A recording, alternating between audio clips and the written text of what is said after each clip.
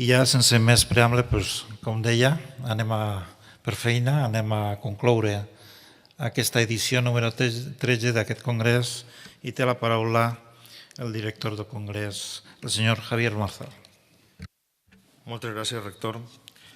Bé, jo vaig intentar ser el més breu possible i volia assenyalar en primer lloc que no resulta gens fàcil sintetitzar tot el que hem tractat en aquests 3 dies intensos de treball. S'han comentat, analitzat, descrit i polemitzat nombroses qüestions que resulta materialment impossible replegar en una breu intervenció. Les ponències, debats i taules rodones celebrades ens han ajudat a prendre consciència d'una sèrie de fets i temes de gran interès. Per una banda, la crisi dels mitjans de comunicació públics no és exclusiva d'Espanya. Les intervencions dels professors Sarikakis, Stimers i Campos Freire, entre altres, ens han permès prendre consciència que el qüestionament del paper dels mitjans de comunicació públics és, per desgràcia, un fenomen transnacional i global. En segon lloc, el qüestionament del paper dels mitjans de comunicació públics està relacionat, com s'està veient, amb l'expansió del pensament neoliberal més conservador, que des de fa dècades lliura una guerra molt intensa contra l'existència de mitjans de comunicació públics, també al camp de la comunicació de proximitat i contra l'existència de sistemes de control, de regulació dels sistemes comunicatius, com ara, per exemple, els consells audiovisuals. D'altra banda, cal recordar que la Comunitat Valenciana es convertirà ben aviat amb la restitució del servei públic de la radiotelevisió a Grècia en pocs dies en l'únic territori amb llengua pròpia en Europa sense un mitjà de comunicació audiovisual de servei públic. Una dada important, l'Associació Europea de Televisions Regionals, el CIRCOM regional, recull més de 90 estacions de radiodifusió en llengües minoritàries o segones llengües. Com ha estat demostrat per nombrosos estudis i treballs acadèmics rigorosos, el tancament de RTBB ens ha dut a una paralització i a l'afonament del sector audiovisual valencià que ha arrossegat a les indústries culturals i creatives del nostre territori. A diferència del que passa als països més avançats del món, així encara no s'ha entès que la comunicació i l'audiovisual és un sector estratègic que contribueix de manera molt palpable a modernitzar la nostra economia, que permet vertebrar i construir una identitat cultural. Cal recordar, en definitiva, que els mitjans de comunicació públics de proximitat són una eina imprescindible per a cohesionar la nostra societat i per a reforçar les institucions democràtiques. El que ha passat a la Comunitat Valenciana, i està passant, no té precedents al context dels anomenats països avançats, tal vegada perquè pensàvem erròniament que érem un país desenvolupat. L'escenari que ara s'ha dibuixat sembla traslladar-nos a l'etapa quasi preautonòmica de principis dels anys 80, quan es debatia la nova estructura de l'estat de les autonomies i es debatia la necessitat de crear mitjans de comunicació públics que pogueren contribuir a reforçar les precàries estructures de la democràcia en procés de construcció. I en aquell moment va ser necessari arribar a grans acords. Per això la llei de la creació de RTBB del 1984 va néixer amb els vots favorables de totes les formacions polítiques amb representació parlamentària. Una llei de creació que, per cert, no contemplava la possibilitat de suprimir el servei públic de radiotelevisió que es creava. 25 anys després, la radiotelevisió pública dels valencians i valencianes s'ha tancat de la pitjor forma possible. El nivell de degradació dels serveis públics de ràdio i televisió a Espanya és realment també molt preocupant, amb una instrumentalització política que encara avui continua sent un greu problema que no s'ha solucionat. La gestió de RTBB ha estat sempre a l'arbitri de lluites partidistes que ha donat l'esquena a la ciutadania. Podem afirmar que la responsabilitat del que ha passat és només de l'anomenada classe política? Jo personalment estic convençut que no és així. El tancament i liquidació de RTBB també expressa el fracàs de la política, molt especialment dels últims governs valencians, però sobretot expressa el fracàs de la societat valenciana. Però això de societat valenciana no deixa de ser un ens molt abstracte. Quan parle de societat valenciana cal pensar en tots i cadascun de nosaltres que som corresponsables de tot el que ha passat. Tots tenim una xicoteta part de responsabilitat. És la societat valenciana la que té la capacitat pel mitjà de les urnes i de la seva participació, de la nostra participació en la vida pública, per exigir als dirigents polítics que renuncien a aquest model partitocràtic vigent, incompatible amb el desenvolupament futur del nostre país. Si volem aconseguir una democràcia forta i madura, és necessari que els nostres dirigents polítics dialoguen i debaten idees, que troben consensos que facin possible superar els greus problemes que patim. Però és igualment molt important que tots els que treballem, estudiem o investiguem al camp de la comunicació ens impliquem en el nou projecte col·lectiu del que haurà de ser la nova radiotelevisió valenciana. En aquests moments no ens podem permetre que ens puga envair una vegada més l'anomenat meninfotisme valencià. Per a alguns és un tret molt definitori del caràcter dels valencians, que es podria definir com una mena de passotisme barrejat amb un cert escepticisme vital, perquè els professionals del món de la comunicació tenen també una responsabilitat important en el que està passant, i no només cal pensar en els extreballadors. Jo no puc ocultar la meva gran decepció davant l'actitud del propi camp professional de la comunicació, me refereixo a la premsa, la ràdio, la televisió pública i privada que ara tenim al nostre abast, que, diguem-ne, excepte en les primeres setmanes després del tancament, ha deixat de parlar del que ha passat així, i a mi m'ha resultat extraordinàriament estrany, com dic, que la presentació d'aquesta queixa pel tancament de la radiotelevisió valenciana i de la radiotelevisió pública grega davant de Nacions Unides, per aquesta ONG que vaig mencionar a la inauguració, Global Network for Rights and Development, i per l'International Institute for Peace, Justice and Human Rights, reclamant la restitució del servei públic de radiodifusió. Bé, aquesta notícia no ha tingut pràcticament recorregut en els mitjans de comunicació al nostre territori i a Espanya, i és una qüestió que jo crec que és d'una gravetat extraordinària. Davant d'aquest escenari, què podem fer tots i cadascun de nosaltres? I parlo ja del món acadèmic i de la gent que estem ací. Jo crec que és moment de mobilitzar-nos, d'actuar, de participar en el procés de recuperació d'una renovada radiotelevisió, els estudiants, els docents, els extreballadors de la radiotelevisió pública, però també els treballadors i extreballadors de les empreses periodístiques, audiovisuals, publicitàries.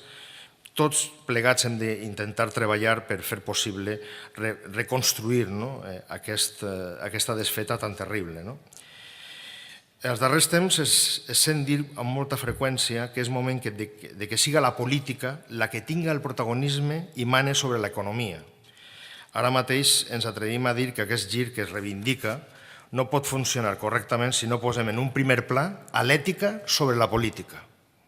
És un moment en què cal reclamar als polítics, també als gestors dels serveis públics i als responsables dels mitjans de comunicació públics i també privats, el seguiment de conductes i pràctiques professionals que siguin exemplars des d'un punt de vista ètic per al bé de la societat. Jo volia també acabar assenyalant que, evidentment, aquesta activitat no s'acaba així, anem a continuar treballant. Tenim, de fet, planificat ja pel dia 30 d'aquest mateix mes a la Universitat Politècnica de València, a Gandia, una jornada d'un matí complet per a tractar específicament les conseqüències del tancament de RTBB al món educatiu, a les universitats, a la formació professional, però també a l'educació primària, secundària i a l'estructura educativa en general de tot el país.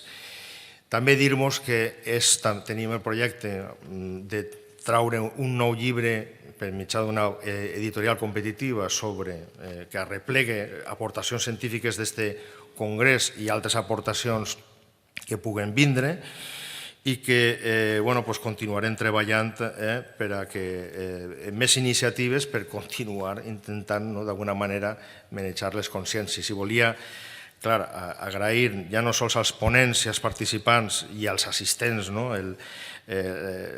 tot el treball i la seva participació en aquesta activitat, sinó també a l'equip organitzador, especialment a les professores Sara Ortells i Amparo López Meri, als becaris del Departament de Ciències de la Comunicació com Teresa Sorolla, Sílvia Marcos, Laura Alonso i Samuel Gil, a l'equip de 40 voluntaris, estudiants dels graus de Comunicació Audiovisual, Periodisme i Publicitat, que han fet una feina excel·lent estos dies, a l'equip tècnic i als monitors del LabCom, a l'equip administratiu del departament, Alicia Bruno i Amparo Herrero, i a l'equip tècnic i de sala del Paraninf, Manel Brancal i Sílvia Pallarès, per la feina que heu fet estos dies. I moltes gràcies per tot, de veritat.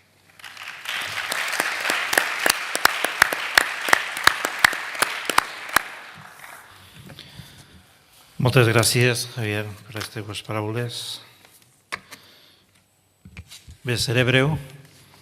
El que volguera traslladar-vos és que la missió d'una universitat pública, en aquest cas una universitat pública com la Jaume I, la Universitat Pública de Castelló, no té que quedar només en el que és la generació i la transmissió del coneixement, encara que jo crec que això ens ocupa una gran part de la nostra activitat i té que ser així, sinó també, i això ho remarcava una persona que va meditar molt sobre el paper de la universitat a la societat, que va ser Ortega i Gasset, de la que ara se complissen 70 anys de la publicació del seu llibre La missió de la universitat, on efectivament ell veia que la universitat tenia que formar professionals, bons professionals, tenia que investigar, però curiosament no marcava l'èmfasi justament en aquestes dues,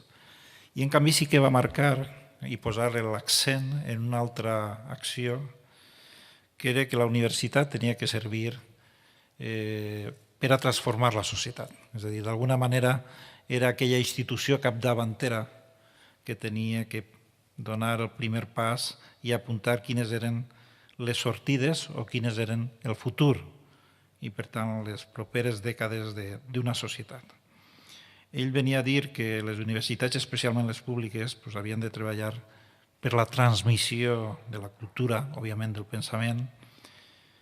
Ell deia que eren el sistema vital de les idees de cada temps i que d'alguna manera era allò, ell era filòsof, era allò que ens salvava del naufragi vital, allò que permetia a l'home viure sense que la vida siga una tragèdia, en el sentit de poder avançar, poder tindre un futur.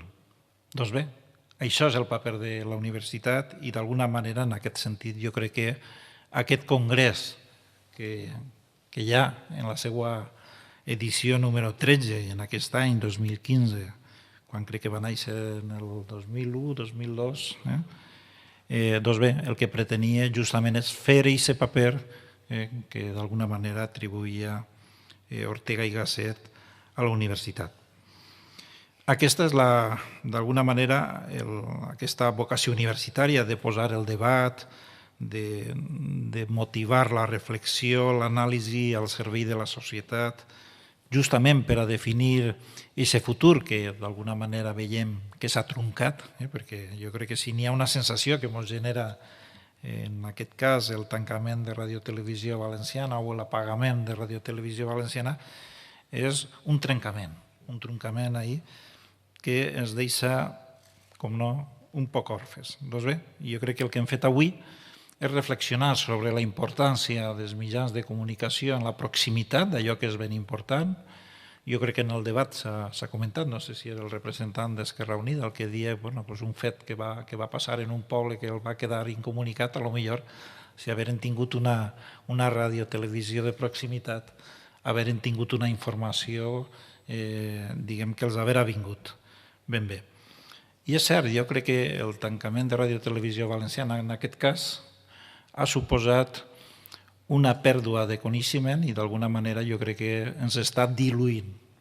Sincerament ho pense, i la universitat, i no la Universitat Jaume I, jo crec que les 5 universitats públiques valencianes pensen que el tancament de Radio Televisió Valenciana ens diluís, però no perquè diluïsca la llengua, que també, vull dir, perquè és una senya jo crec que ben important d'identitat, si no la més, a més del territori, com deia ahir Joan Francisc Mira, que deia, d'alguna manera la pàtria és patrimoni, i aleshores quin patrimoni tenim com a País Valencià? El patrimoni és el territori, però el patrimoni també més important és la llengua. Doncs bé, i s'apagó de Radiotelevisió Valenciana d'alguna manera es deixa sense aquest patrimoni, o almenys el perdem d'alguna manera. Anem perdent, com no, i ho vaig dir el primer dia, identitat. És a dir, s'haurà creat una llei de senyes d'identitat, però el tancament de Radiotelevisió Valenciana realment està diluint i ens està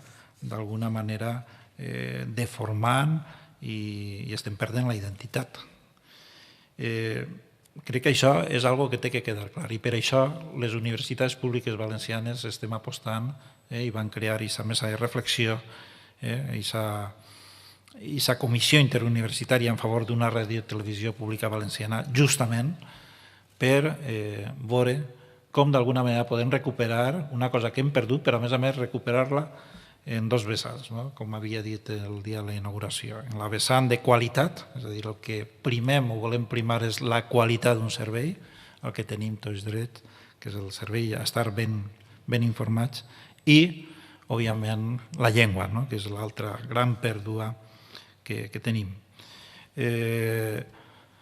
Sí, tenim un greu problema i és que com a societat jo crec que ens diluïm de seguida. És cert que hem sigut un territori de molt de pas, de moltes cultures, no mai hem dit que no, hem estat sempre oberts a rebre des de l'antigor, crec que a moltes cultures que han passat i que han arribat ací, bé per via del mar o bé per via interna, i potser això d'alguna manera fa que perguem fàcilment la identitat. Som excessivament esplèndids i jo crec que n'hi ha coses on no podem ser esplèndids.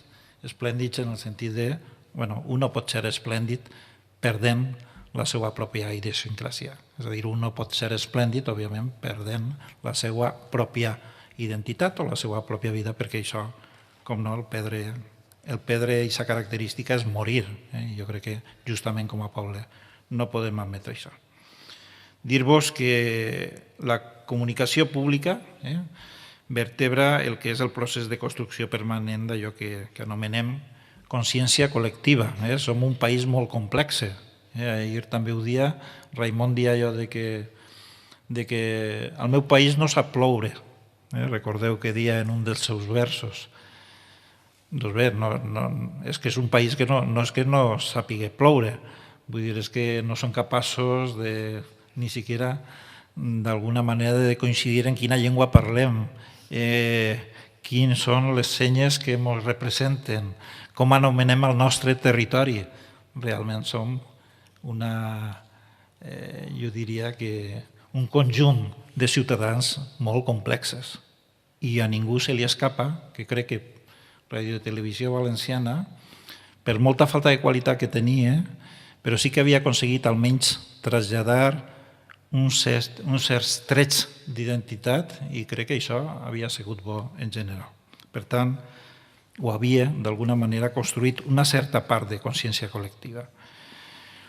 I per això és tan important el tindre un sistema de comunicació pública, això sí, amb garanties, s'ha dit ahir, amb garanties de pluralitat, d'independència, independència dels professionals, que són els que coneixen la seva professió, de qualitat informativa, o de voluntat, òbviament, perquè jo crec que una televisió pública i una radiotelevisió pública té un paper, i té el paper de formar a la ciutadania.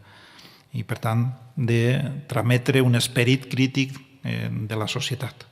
Doncs bé, en aquest sistema públic de comunicació, la televisió creiem que segueix ocupant un posicionament que és vital, que és clau, un posicionament que crec que aquests dies s'ha explicat ben clarament així. Per això és necessari reflexionar, i pense que el Congrés ha servit per això, sobre els mitjans de comunicació pròxims, de proximitat, i fer-ho, pense, com s'ha fet així, com s'ha fet en aquest Congrés, amb esperit crític i pluralitat. El que ens juguem és molt. És la vertebració de veritat de la societat valenciana. És la seva durabilitat, és la seva cohesió com a poble, si és que ens creiem poble realment. I és la fortalesa de tindre una identitat col·lectiva. Jo crec que tot això és el que permet tindre autonomia, verdadera autonomia al poble valencià, i no podem continuar en una situació de precarietat com la que tenim ara pel que fa al sistema públic de comunicació.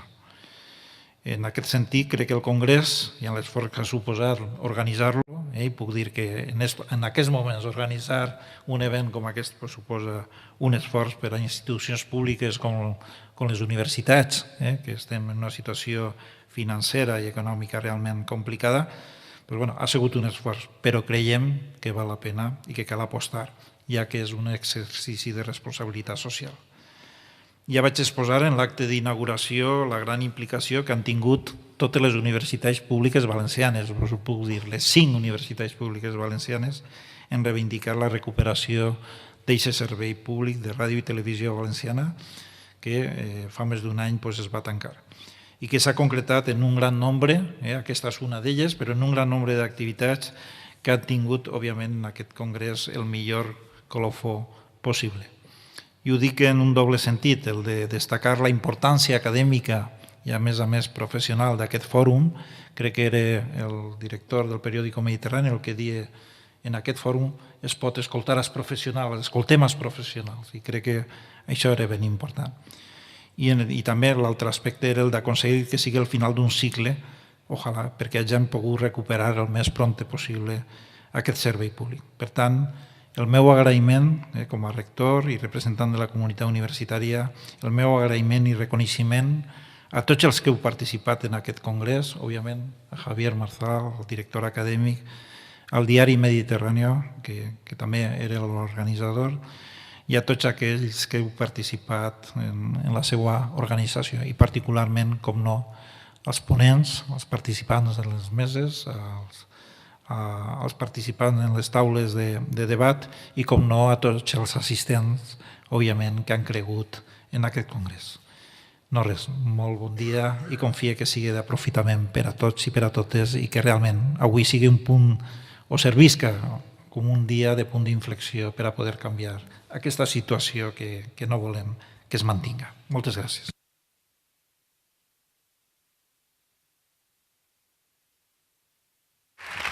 Doncs bé, amb això cloem aquest congrés en la seva edició número 13 de Comunicació Local 2015. Moltes gràcies.